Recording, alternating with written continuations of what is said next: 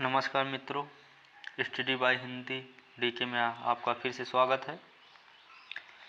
हम सूफी कवि पढ़ रहे थे, जिसमें सूफी कवि की आज आखिरी क्लास है, जिसमें आज सभी सूफी कवि ख़त्म कर देंगे।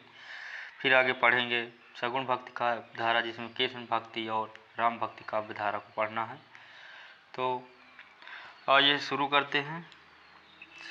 सगुण भक्ति काव्य धारा के सूफी कवि शेख नबी और कासिम शाह और नूर मोहम्मद, ये तीन कवियों को पढ़ेंगे आज की क्लास में। तो आइए शुरू करते हैं। शेख नबी ये जौनपुर जिले के दोस्तपुर के पास मऊ नामक स्थान के रहने वाले थे और संवत 1676 में जहांगीर के समय में वर्तमान थे। इन्होंने ज्ञानदीप नामक एक आख्यान काव्य लिखा था, जिसमें राजा ज्ञानदीप और रानी देवजानी की कहानी है। तो शेख नबी के बारे में बस इतना ही पूछा जाएगा कि उनकी रचना कौन थी। तो उनकी रचना कौन थी? ज्ञानदीप थी और किस राजा के यहाँ रहते थे? जहांगीर के समय में थे। बस इतना ही इनके बारे में पूछा जाएगा। कासिम शाह एक दरियाबाद बाराबंकी के रहने वाले थे और संवत 1788 ईस्वी के लगभग वर्तमान थे। इन्होंने जहांगीर नाम की एक कहानी लिखी है, जिसमें राजा हंस और रानी जवाहिर की कथा है। तो देखते हैं आगे नूर मोहम्मद, सूफी कवि नूर मोहम्मद ये दिल्ली के बादशाह मोहम्मद शाह के समय में थे और रहद नामक स्थान के रहने वाले थे, जो जौनपुर जिले में जौनपुर आजमगढ़ की सरहद पर है। पीछे सब रहद से ये अपनी ससुराल भादो जिला आजमगढ़ चले गए। इनके ससुर शमसुद्दीन का कोई वारिस न था, इससे वे ससुराल में ही रहने लगे। नूर मोहम्मद के दो पुत्र हुए, गुलाम हसनैन और नसीरुद्दीन। ये दो पुत्र इनके थे।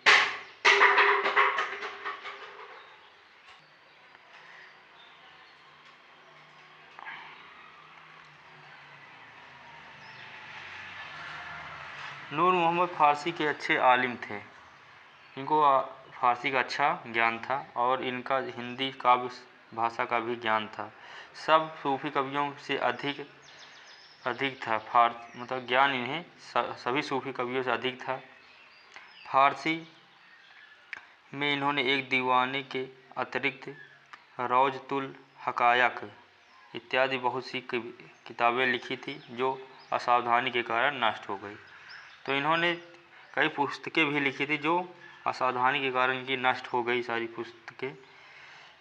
इन्होंने 1157 हिजरी संवत 1801 में इंद्रावती नाम की एक सुंदर आख्यान लिखा था। तो इनकी रचना कौन सी है? इंद्रावती। नूर मोहम्मद की रचना इंद्रावती, जिसमें कालिंजर के राजकुमार राजकुंबर और आगमपुर की राजकुमारी इंद्रावती की प्रेम कहानी का वर्णन है। तो इसमें नायक कौन है? राजकुमार राजकुंबर और राजकुमारी इंद्रावती नायिका है। ये ध्यान देना, ये जरूर पूछा जाता है। कौन सी रचना के हैं दोनों नायक? इंद्रावती के किसकी रचना है? नूर मोहम्मद की है। कवि ने जायसी के पहले के कवियों के अनुसार 5-5 चौपाइयों के उपरांत दोहे का क्रम रखा है। इसी ग्रंथ में सूफी पद्धति का अंतिम ग्रंथ माना जाता है। तो कवि जायसी ने कवियों के अनुसार, पहले कवि जो थे जैसे जायसी वैसी थे, जायसी के पहले के कवियों में 5-5 चौपाइयों के उपरांत दोहे का क्रम रखा है। इसी ग्रंथ में सूफी कवियों पद्धति का अंतिम ग्रंथ माना जाता है। तो यह ग्रंथ सूफी कवि का अंतिम ग्रंथ माना भी जाता है, इंद्रावती। ध्यान देना इसे।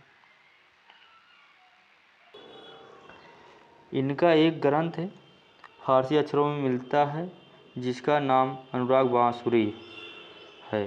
तो इनकी नूर मोहम्मद की कितनी रचनाएं हुई? 2। कौन कौन? इंद्रावती और अनुराग बांसुरी। इनकी 2 रचनाएं हैं, इसे जरूर ध्यान देना। यह पुस्तक कई दृष्टियों में विलक्षण है। पहली बात तो इनकी भाषा सूफी रचनाओं से बहुत अधिक संस्कृत गर्मित है, गर्भित होना चाहिए, गर्मित है।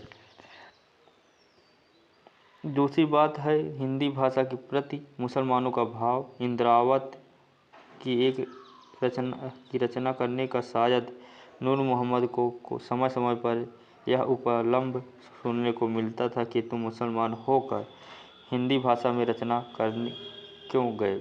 इसी से अनुराग बांसुरी के आधार पर इन्होंने यह सफाई देने की ज़रूरत पड़ी थी। तो ये मुसलमान थे नूर मोहम्मद और हिंदी की रचनाएं करते थे, तो इसके लिए उन्हें बहुत ताना मिलता था, मुसलमानों के द्वारा उपलम्ब दिया जाता था। तो इसे सुनने के तो इन्होंने अनुराग बांसुरी के आधार पर एक रचना करके इसमें सफाई दी है। क्या दी है, क्या कहे हैं, आज देखते हैं। जानत है वह सिर जनहारा, जो कछु है मन मरम हमारा, हिंदू मग पर पाँव न रखियो, का जहाँ बहुत हिंदी भखे हूँ। तो यहाँ पर ये 2 पंक्ति हमेशा पूछी जाती है, किसकी है, कौन सी रचना की? तो अनुराग बांसुरी की और नूर मोहम्मद की रचना की। तो ये दूसरी लाइन पूछी जाती है कि हिंदू मग पर पाँव न रखियो, का जहाँ बहुते हिंदी भखे हूँ। ये लाइन हमेशा पूछी जाती है, जरूर इसे ध्यान देना। आगे क्या है नूर मोहम्मद के बारे में? इसका तात्पर्य यह है कि संवत 1800 तक आते आते मुसलमान हिंदी के किनारा खींचने लगे। हिंदुओं के लिए छोड़कर अपने लिखने पढ़ने की भाषा वे विदेशी अर्थात फारसी ही रखना चाहते थे, जिसे उर्दू कहते हैं। उनका यह उस समय तक साहित्य में कोई स्थान न था। इसका स्पष्ट आभास नूर मोहम्मद के इस कथन से मिलता है। क्या मिलता है? कामयाब कह कौन जगावा, फिर हिंदी भाके पर आवा, क्षण पारसी कंद नवातय, अरुझाना हिंदी रस बातै।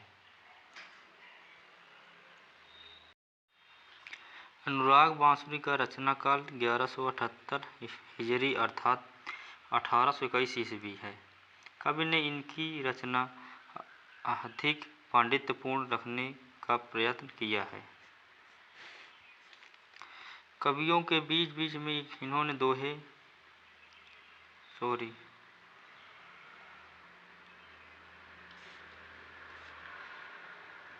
चौपाइयों के बीच बीच में इन्होंने दोहे न लिख कर बरौए रखे हैं।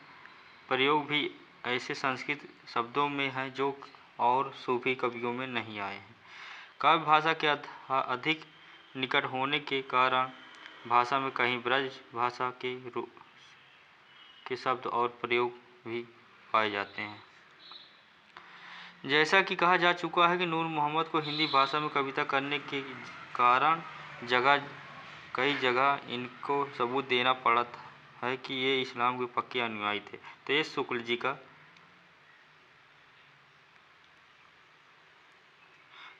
के कथन है, इस्लाम के पक्के अनुयायी थे। कौन थे? नूर मोहम्मद।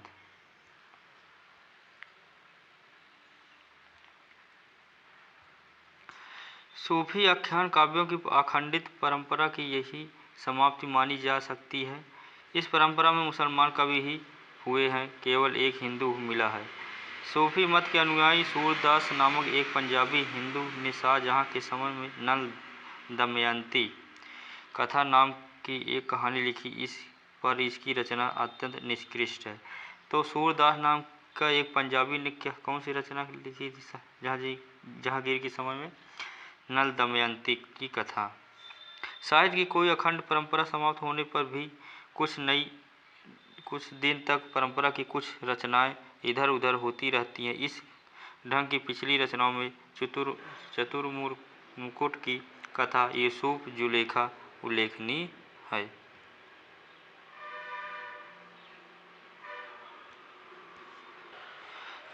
तो यहाँ से सूफी कवियों की समाप्ति मानी जाती है।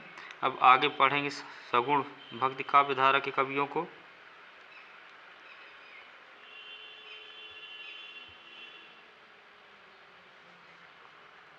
तब तक के लिए नमस्कार, जय हिंद।